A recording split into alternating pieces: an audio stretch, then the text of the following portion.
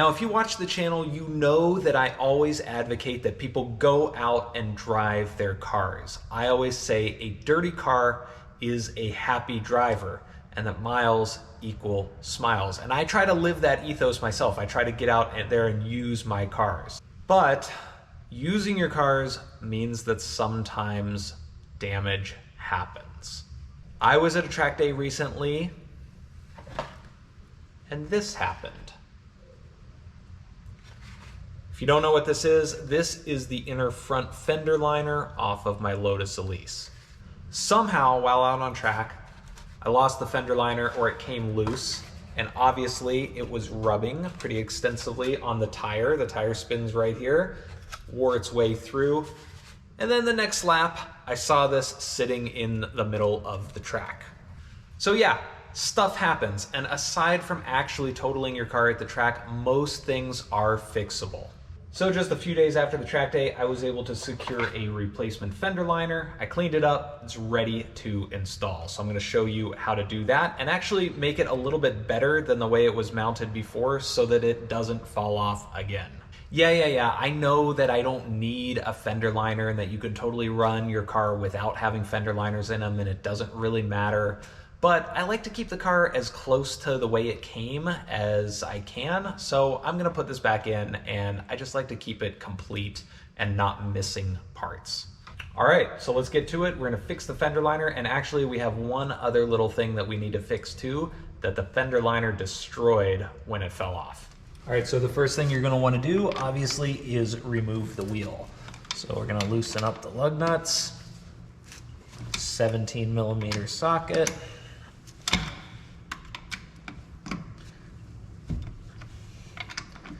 and then we're gonna jack up the car.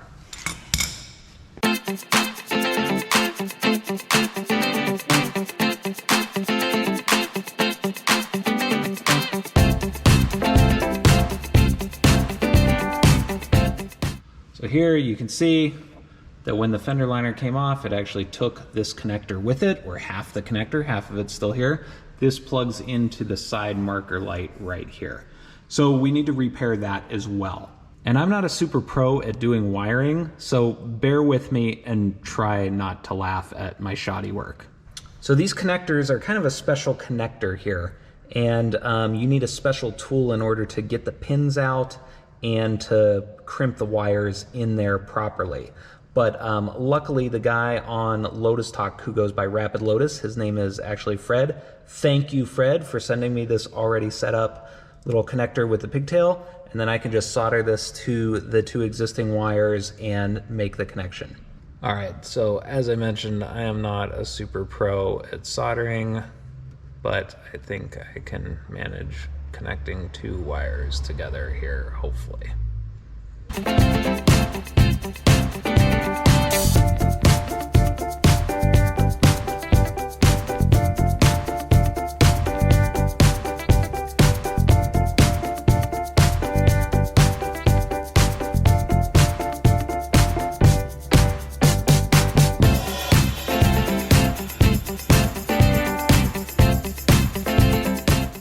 Looks not too shabby. They're connected. I think they're gonna work just fine. So one cool thing about the Lotus is that the VIN number is actually etched into the chassis right here. I don't know if you can see that, but pretty cool little detail. All right, so I've got my lovely assistant here who's gonna help me with the heat shrink tubing. So let me get these positioned perfectly first. Can you get the ends of this one a little bit more up at the top and the bottom?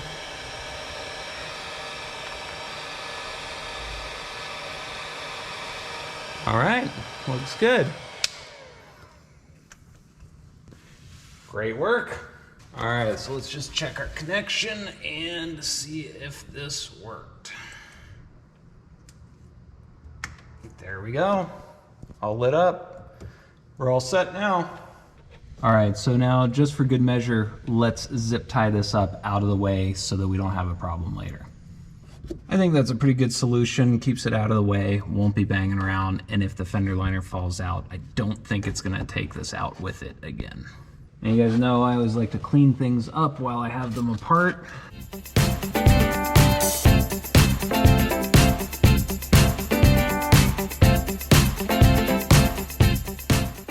All right, since we lost the two little clips or the two little snap fittings that go in here and hold the fender liner in right here, we're gonna replace them, and we're gonna use these little things called jack nuts. And so we have to drill out this hole a little bit, put this in, and then we squeeze it down, and it's a threaded insert. So that's a little bit of an improvement over the way things were at the original setup.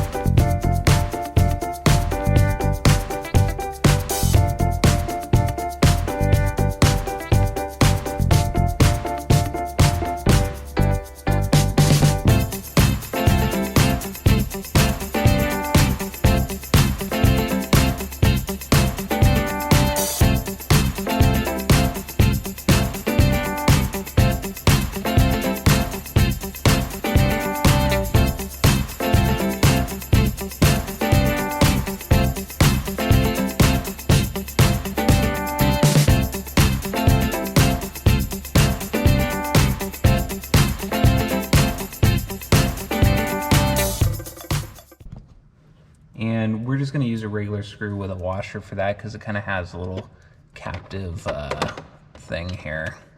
So I think that this will probably be best for this.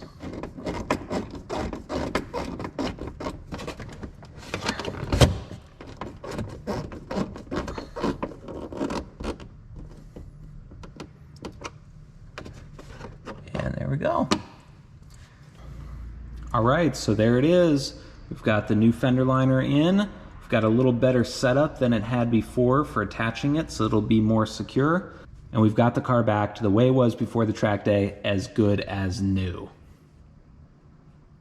All right, there you go. Go out, have fun with your cars, enjoy them, and maintain them. When stuff goes wrong, just gotta take a little bit of time and make it right again.